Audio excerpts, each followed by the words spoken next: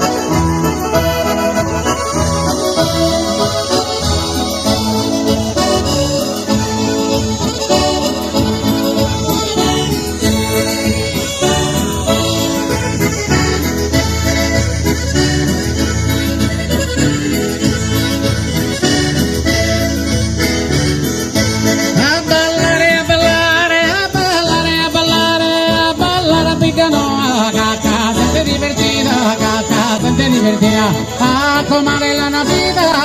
comare la Navidad, che si mette in a ballare, a Picanoa, a casa te divertirà, a comare la Navidad, che si mette in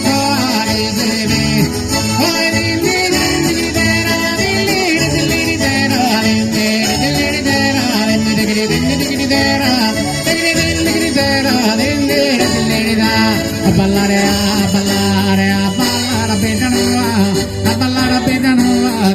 casa te divertirà, a comare la Navidad, che si tremendo in cuore, che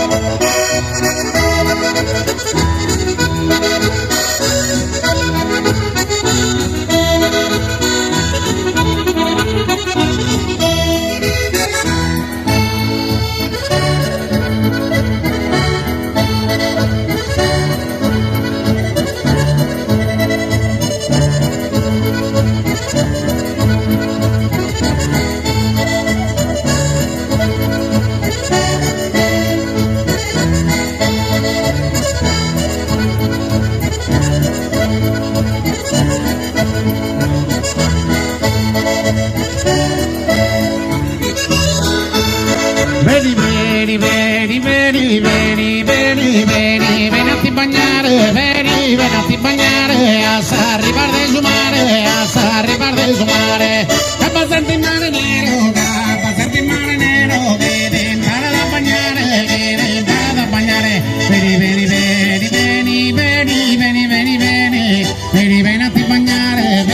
venati bagnare, a arrivare del mare, capa senti il mare nero, che devi imparare a bagnare,